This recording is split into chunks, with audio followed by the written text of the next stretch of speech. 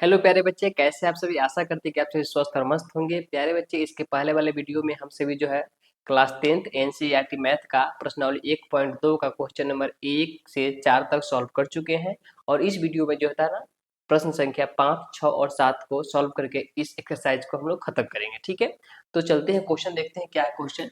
Question ये है कि 5 नंबर में क्वेश्चन कह रहा है कि जांच कीजिए कि क्या कोई प्राकृत संख्या n के लिए, कोई भी प्राकृत संख्या जो होता है ना n के लिए, संख्या 6 के पावर n अंक 0 पर समाप्त होती है या नहीं होती। अर्थात क्वेश्चन समझाने का ये कोशिश किया जा रहा है यहाँ पर कि 6 के पावर n, अर्थात n कितना कह दिया, प्राकृत संख्या, यानी 6 के पावर जो होता है ना n के जगह पर प्राकृत संख्या मतलब 1 2 3 4 5 6 7 कुछ भी रखते हैं तो अंक 0 पर समाप्त होती है या नहीं। कहने का मतलब यह है कि मान लीजिए 6 के ऊपर 1 रख दिए, फिर 6 के ऊपर 2 रख दिए, फिर 6 के ऊपर 3 रख दिए, तो क्या वो कभी 0 पर समाप्त हो सकती है या नहीं, ये आपको जांच करने के लिए कहा है। ठीक है, समझते हैं यहाँ पर ध्यान से।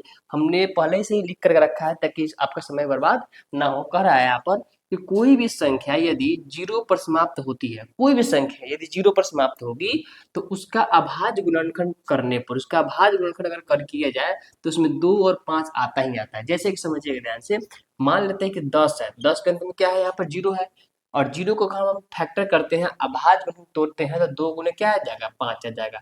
इसमें क्या आ गया आपका, 2 5 आ गया। अगर मान लीजिए हम 30 लेते हैं यहाँ पर, और 30 को हम लोग अभाज्य गुणन तोड़ते हैं यहाँ पर, तो क्या हो जाएगा, 2 हो जाएगा यहाँ पर, फिर 3 हो जाएगा, और यहाँ पर क्या हो जाएगा, 5 आ जाएगा। इसमें देखिए 2 आया और क्या है, 5 आया। अर्थात कहने का मतलब ये है कि कोई भी संख्या के अगर अंत में 0 आता है तो उसका फैक्टर करने पर, अर्थात उसका अभाज्य गुणनखंड करने पर, उसमें जो है 2 और 5 आना ही आना है। ठीक है, और नहीं आएगा ऐसा कोई सवाल ही नहीं है कि नहीं आएगा। ठीक है, 0 अंत में होगा तो उसमें 2 और 5 आएगा, भले और कोई संख्या है उसे कोई मतलब नहीं है, लेकिन 2 और 5 आएगा ही आएगा। तो यहाँ पे कह रहा है वही कि कोई भी संख्या यदि 0 पर समाप्त होती है तो उसका भाज्य गुणनखंड करने पर 2 गुने 5 के रूप में होना आवश्यक है। ठीक है, परंतु 6 का भाज्य गुणनखंड अगर किया जाता है यहाँ पर, इसका 6 का भाज्य गुणनखंड करेंगे तो कितना हो जाएगा, 2 गुने 3 के रूप में आ रहा है यहाँ पर। इसलिए किसी भी प्राकृत संख्या n के लिए 6 कभी 0 पर समाप्त नहीं होगी। अर्थात कहने का मतलब ये है कि 6 के पावर 1 प्राकृत संख्या मतलब हो गया 1 2 3 4, तो n के जगह पर 1 कभी रख दीजिए, फिर n के जगह पर 2 रखिए, फिर n के जगह पर आप क्या रख दीजिए, 3 रख दीजिए, फिर n के जगह पर आप 4 रख दीजिए। और इसको कभी भी अगर यहाँ पर सॉल्व करिएगा तो इसके अंत में कभी भी 0 नहीं आएगा। ठीक है, तो आप ये इस क्वेश्चन के न्यूज़ इसका आंसर ये लिख सकते हैं, आपका कोई दिक्कत नहीं होगा। ठीक है, अब हम लोग क्वेश्चन नंबर समझते हैं। 6 नंबर में क्या क्वेश्चन कर रहा है, समझिएगा ध्यान से। क्वेश्चन 6 कर रहा है कि व्याख्या कीजिए कि 7 गुने 11 गुने 13 प्लस 13 और 7 गुने 6 गुने 5 गुने 4 गुने 3 गुने 2 गुने 1 प्लस 5 भाज्य संख्या क्यों है। मतलब ये कह रहा है कि भाज्य संख्या है, लेकिन ये क्वेश्चन आपसे ये कहा है कि तो भाज्य संख्या है, लेकिन ये क्यों भाज्य संख्या है ये आपको यहाँ पर बताना है। ठीक है, तो भाज्य संख्या का रूल क्या होता है, भाज्य संख्या का रूल ये होता है कि उसका कम से कम 2 से ज्यादा फैक्टर होना चाहिए, अर्थात उसका गुणनखंड 2 से ज्यादा होना चाहिए। इसका मतलब ये हो कि भाज्य संख्या उसे कहते हैं जिसमें सिर्फ एक और स्वयं के अलावा किसी और से भी भाग लग जाए, उसे हम लोग क्या कहते हैं, भाज्य संख्या कहते हैं। जैसे कि मान लीजिए 4 यहाँ पर है, तो 4 में किसे किससे भाग लग सकता है, एक 2 से लग सकता है, और एक खुद संख्या 4 से लग सकता है, और इसके अलावा 1 से भी तो भाग लग सकता है। इसलिए क्या हो जाएगा, आपका भाज्य संख्या हो जाएगा। और जैसे 5 है तो 5 क्या हो जाएगा यहाँ पर, कि इसमें 1 से लगे और किससे लगे, 5 से लगे, इसके अलावा किसी और से भाग नहीं लगेगा। इसका मतलब ये भाज्य संख्या नहीं हो सकता है, ये क्या हो जाएगा, अभाज्य हो जाएगा। तो भाज्य के लिए आपको दो से ज्यादा फैक्टर होना चाहिए। ठीक है, समझ गए। अब इसको समझ दर्शाते हैं कि हम लोग ये भाज्य संख्या क्यों है। ठीक है, सबसे पहले हम लोग ये वाला लेते हैं, और इसमें देखेंगे, इसमें इसमें देखो एक 2 टर्म इसमें है, एक टर्म आपका यहाँ पर है और एक टर्म आपका यहाँ पर है। ठीक है, दोनों टर्म में देखिए तो क्या है, दोनों में जो दोनों में है, तो इसमें 13 है और इसमें भी क्या है, आपका 13 है।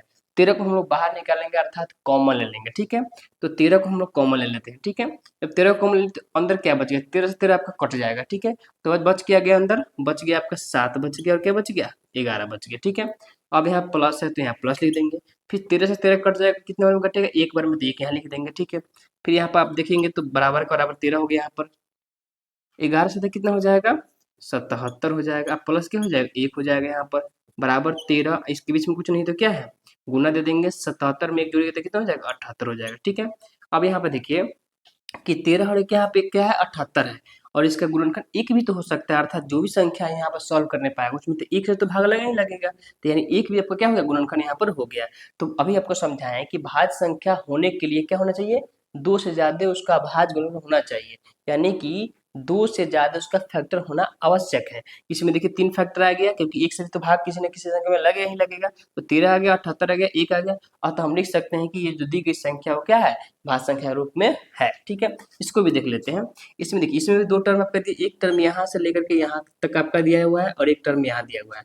दोनों में देखिए क्या कॉमन है, इसमें 5 है तो इसमें ही 5 है, तो 5 को बाहर निकाल लीजिए यहाँ पर। ठीक है, जब 5 के बाहर निकालेंगे तो इसमें क्या क्या बच गया, 7 बच गया, 6 बच गया, 5 5 कट जाएगा आपका। ठीक है, यहाँ पर 4 बच गया, यहाँ पर 3 बच गया, यहाँ पे 2 बच गया और यहाँ पे क्या बच गया, 1 बच गया। ठीक है, तो 1 लिखेंगे कोई नहीं लिखेंगे कोई फर्क नहीं पड़ने वाला। प्लस के यहाँ पे क्या हो गया, प्लस, और 5 से भाग देने पे एक बार में कट जाएगा। ठीक है, यहाँ भी 5 से भाग देने पे एक बार में कटेगा, लेकिन गुना में 1 लिखेंगे तो कोई फर्क नहीं पड़ने वाला, लेकिन प्लस में आपको 1 लिखना पड़ेगा। ठीक है, अब इसको बनाइए। ठीक है, 5 हो गया, इसको गुना करते हैं आपस में, 2 एकम 2 हो जाएगा, इधर से गुना करिएगा तो 2 2 तिहाई 6, 6 चौका 24 हो जाएगा। ठीक है, 6 चौका 24 इधर से हो गया, 7 छक 42 इधर से हो गया, अर्थात 42 में 24 से गुना करिए कितना हो जाएगा, 4 दूना 8 हो जाएगा, 4 चौका 16 हो जाएगा, 2 दूनी 4 हो जाएगा, 2 चौका 8 हो जाएगा यहाँ पर। ठीक है, 8 का 8 हो जाएगा, 6 4 10 के 0 हो जाएगा, हाथ से 1 हो जाएगा, 8 एक 9 कितना 10 हो जाएगा, अर्थात यहाँ पर हो जाएगा 1008 हो जाएगा। फिर यहाँ पे क्या हो जाएगा आपका, प्लस में 1 हो जाएगा। ठीक है, अब बराबर में है क्या हो जाएगा, 5 का 5 हो जाएगा, गुना हो जाएगा, यहाँ पर कुछ नहीं तो गुना हो जाएगा। 1008 में 1 से गुना करेंगे तो कितना हो जाएगा आपको, यहाँ पर सॉरी 1008 में 1 से जोड़ेंगे तो कितना हो जाएगा, 1000 कितना हो जाएगा, 9 हो जाएगा। और ध्यान देंगे कि ये यहाँ पर एक संख्या, यहाँ पर एक संख्या, यहाँ पर है, और एक और भी तो कोई संख्या हो सकता है, यानी कि उसमें से 1 से भाग लग सकता है, तो यानी इसमें 1 से भी क्या होगा, भाग लगेगा, तो 1 से भाग लग के जाएगा, इसमें लग जाएगा, इसमें लग जाएगा, अर्थात इसका 3 फैक्टर हो गया, अर्थात 3 अभाज्य गुणन हो गया। इसका मतलब ये क्या है, भाज्य संख्या है। तो लिख सकते हैं यहाँ पर कि जो दिया गया संख्या वो किस रूप में है, भाज्य संख्या के रूप में है। ठीक है, तो आई होप ये आपको दोनों सब क्वेश्चन समझ में आ गया होगा, और हम लोग क्वेश्चन नंबर 7 को देखते हैं। ठीक है, तो प्यारे बच्चे 7 नंबर क्वेश्चन देखते हैं। कह रहा है किसी खेल के मैदान के चारों ओर एक वृत्ताकार पथ है, अर्थात एक खेल का मैदान है और उसके चारों तरफ जो होता है एक पथ, एक रास्ता बनाया गया है वृत्ताकार आकार का, यानी गोल आकार का। ठीक है, इस मैदान का एक चक्कर लगाने में सोनिया को 18 मिनट लगते हैं, अर्थात इस मैदान को क्या किया गया है, यहाँ से मान के सोनिया स्टार्ट की चलना है, यहाँ पर सोनिया यहाँ से स्टार्ट की चलना, इसको एक चक्कर पूरा यहाँ से यहाँ तक लगाने में उसको कितने मिनट लग गया टोटल, सोनिया को लग रहा है 18 मिनट। कितना मिनट लग रहा है, 18 मिनट सोनिया को लग रहा है। ठीक है, अब यहाँ ध्यान देंगे,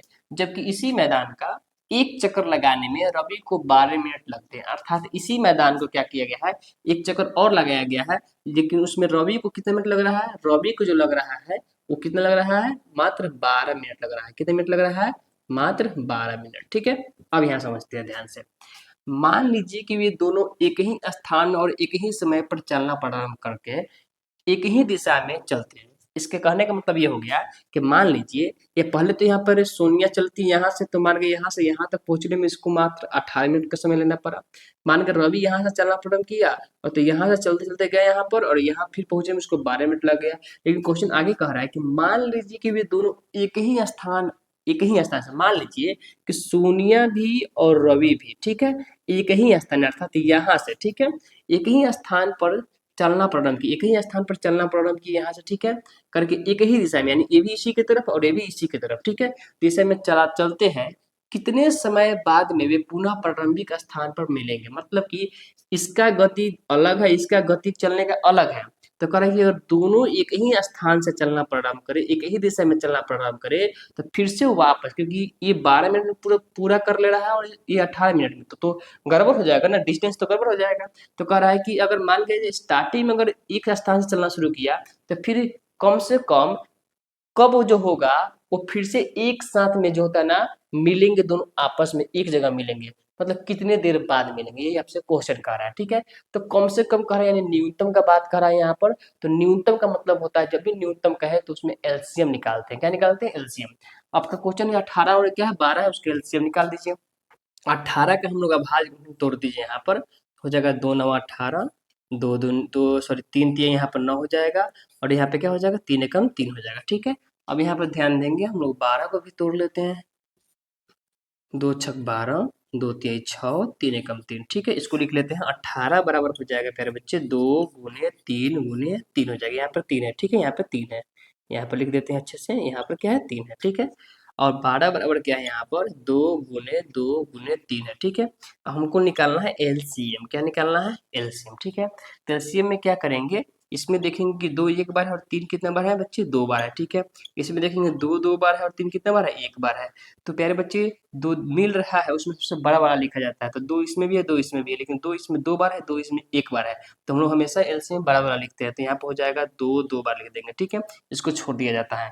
3 यहाँ 1 बार है, 3 यहाँ कितना बार है? 2 बार है। तो हम ज़्यादा वाला लेंगे, कम वाला छोड़ देते हैं एलसीएम में। ठीक है, तो 3 2 वाला ले लिए, तो यहाँ पे 3 3 हो गया। ठीक है, अब इसको हम लोग गुना कर दिए। 2 दूनी 4, 4 तिहाई 12, 12 तिहाई कितना हो जाएगा? 36। अर्थात यहाँ पे ये क्वेश्चन हो गया आंसर इसका 36 मिनट। अर्थात 36 मिनट बाद जो है पुनः दोनों जो होता है ना एक जगह पर मिलेंगे। ठीक है, तो लिख देंगे यहाँ पर अतः अतः 36 मिनट बाद 36 मिनट बाद सोनिया सोनिया और सोनिया और रवि, अतः 36 मिनट बाद सोनिया और रवि फिर एक साथ मिलेंगे मिलेंगे। ठीक है, आई होप कि आपको ये क्वेश्चन समझ में आया होगा। जो क्वेश्चन 5, 6 और 7 समझाया गया क्वेश्चन समझ में आ गया होगा। और समझ में थोड़ा सा भी अगर समझ में आपको हेल्पफुल होगा तो आप चैनल को ज़रूर सब्सक्राइब करेंगे और कमेंट करके बताएंगे कि आपको ये वीडियो कैसा लगा। ठीक है, धन्यवाद।